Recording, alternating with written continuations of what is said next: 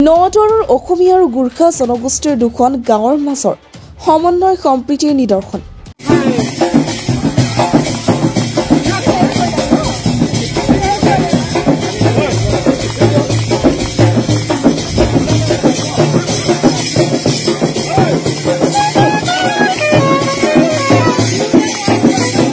দুখন গাঁৱৰ যুৱক যুৱতীয়ে ধৰ্মীয় ৰীতি নীতিৰে বিবাহ পাশত আবদ্ধ হৈ কঢ়িয়াই আনিলে সমন্বয়ৰ বাৰ্তা।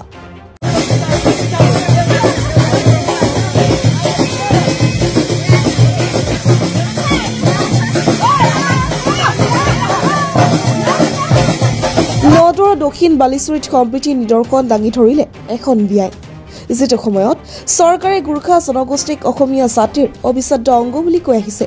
তেনে সময়তে কৃষ্ণ বৰা নামৰ যুৱকজনে গোৰ্খা জনগোষ্ঠীৰ কল্পনা নেৱাৰ নামৰ কন্যাগৰাকীৰ সৈতে সম্পূৰ্ণ সামাজিক নীতি নিয়মেৰে বিবাহ পাশত আবদ্ধ হ'ল। বৃহত্তৰ দক্ষিণ বালিচুৰি অঞ্চলৰ বালিচুৰি কশাখা আৰু বালিচুৰি খশাখা নামৰ এই দুখন গাঁও দুটাকৈ পৰিয়ালৰ দুই যুৱক যুৱতীয়ে ইয়াৰ জৰিয়তে সমাজৰ বাবে কঢ়িয়াই আনিলে ঐক্য সম্প্ৰীতি আৰু সমন্বয়ৰ এক বিশেষ বাৰ্তা। ধৰক এতিয়া আমিতো ইয়াত যুগ যুগ ধৰি বসবাস কৰি আহিছো। অসমীয়া আৰু গোৰ্খা সম্প্ৰদায় বুলি ক'বলৈ আমাৰ ইয়াত প্ৰায় নাই বুলিয়ে ক'ব পাৰি।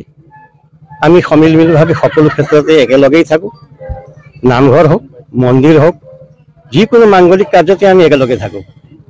গতিকে ইয়াত আমি গোৰ্খা আৰু কোন অসমীয়া কোন গোৰ্খা আমি সকলোৱেই অসমীয়া। গতিকে ইয়াত গোৰ্খা আৰু অসমীয়া বুলি কিবা প্ৰভেদ আছে বুলি মইতো নাভাবোঁ, দেখাই নাই।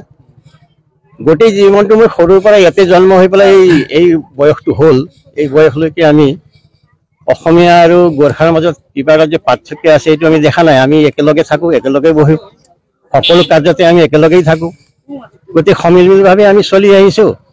আৰু বিহুৱেই হওক, দুৰ্গা পূজাই হওক, দিৱালীয়েই হওক, যিকোনো অনুষ্ঠান, সকলো অনুষ্ঠানতে আমি একেলগে থাকোঁ। গতিকে আমাৰ মাজত কোনো মতভেদ আছে বুলি মই নিজেই নাভাবোঁ আৰু দেখাও নাই, এইটো অনুভৱো নহয়। গতিকে আজি এইটো এটা বিবাহ, যিটো আগতে বহুত এইবিলাক বিবাহবিলাক হৈছে, এনেই নোহোৱা নহয় যে অসমীয়া আৰু গোৰ্খাৰ মাজত বহুত বিবাহ হৈছে, কিন্তু আমাৰ মাজত এইটো এটা আনুষ্ঠানিক বিবাহ। আমি সামাজিকভাৱে দুয়ো পক্ষৰ পৰা সন্মতি জনাই এই আনুষ্ঠানিক বিবাহখন পাতিছোঁ।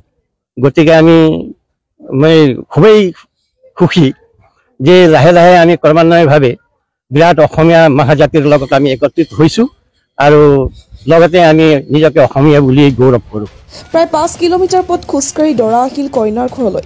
কইনা নিবলৈ দৰাৰ সৈতে অহা সকলো পুৰুষ মহিলা যুৱক যুৱতী এনেদৰে নাচি বাগি আহি কইনাৰ বাসগৃহৰ পদূলিত উপস্থিত হোৱা দেখি কইনাৰ পিতৃ মাতৃৰ পৰিয়ালৰ লোকসকলৰ লগতে গাঁওবাসী ৰাইজে ধৰ্মীয় ৰীতি নীতিৰ মাজেৰে জনালে বিপুল আদৰণি।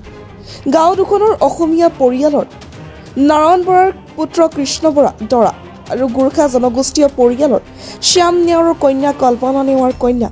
এই দুই যুৱক যুৱতীয়ে আজি হিন্দু ধৰ্মৰ সম্পূৰ্ণ ৰীতি নীতি আৰু পৰম্পৰা অনুসৰি হোমাক দি সাক্ষী কৰি বিবাহ পাশত আবদ্ধ হৈ যুগ্ম জীৱনৰ পাতনি মেলা বিষয়টো সাম্প্ৰতিক সময়ত চৰ্চাৰ কেন্দ্ৰবিন্দু হৈ পৰিছে।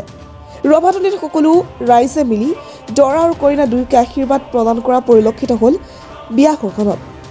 News desk report, the north east times. বৃহত্তৰ অসমীয়া জাতিৰ অবিচ্ছেদ্য অংগ অসমৰ গোৰ্খাসকল আৰু আমাৰ এই সমন্বয়ৰ তীৰ্থভূমি দক্ষিণ বালিজুৰিত যুগ যুগ ধৰি ইয়াৰ অসমীয়া নেপালী সকলো একেলগে মিলি বিহু পাতে, পূজা পাতে, দেউচি পাতে, তিহাৰ পাতে। ইয়াত এটা গোটেই অসমৰ কাৰণে এটা উদাহৰণ আছে এই গাঁওখন, যে ইয়াত যিকোনো অনুষ্ঠানতে সকলো সমবেত হয়। আজি এই দুখন ঘৰৰ নাৰায়ণ বৰাৰ পুত্ৰ শ্ৰী কৃষ্ণ বৰা দৰা পক্ষ আৰু শ্যাম নেৱাৰৰ কন্যা কল্পনা নেৱাৰ দুয়ো ঘৰৰ সন্মতি সাপেক্ষে এই বিয়াখন সৰ্বসন্মতভাৱে হৈছে। আৰু ইয়াত আমাৰ সকলো সমাজৰ, অসমীয়া সমাজ, নেপালী সমাজ সকলোৱে একেলগে সহযোগিতা কৰি এই বিয়াখনত গোৰ্খা নিয়মো কৰিছে, অসমীয়া নিয়মো কৰিব।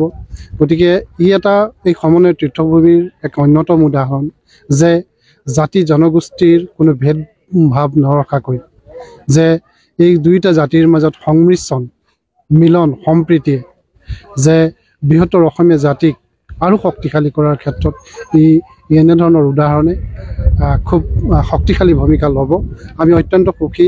আমি গাঁওবাসী অত্যন্ত আনন্দ এই বিয়াখন লৈ আমাৰ সকলোৰে উৎসাহ আনন্দ ফূৰ্তি সকলোৱে কেইবা কিলোমিটাৰ খোজকাঢ়ি আহি পদবজাই আহি কইনাৰ ঘৰলৈ আহিছে আৰু সকলোৱে আজি আনন্দ ফূৰ্তিৰে এই বিয়াখন যাতে সুচাৰুৰূপে সম্পন্ন হয় তাত প্ৰতিটো পৰিয়ালে এই গাঁওখনত গুৰুত্ব আৰোপ কৰিছে আৰু আমি দুয়োগৰাকী দৰা কইনাৰ সুখময় জীৱন কামনা কৰিছোঁ আৰু এনেধৰণৰ সম্প্ৰীতি আৰু সমন্বয়ৰ উদাহৰণ ভৱিষ্যতেও আৰু হওক এই আমি কামনা কৰিছোঁ।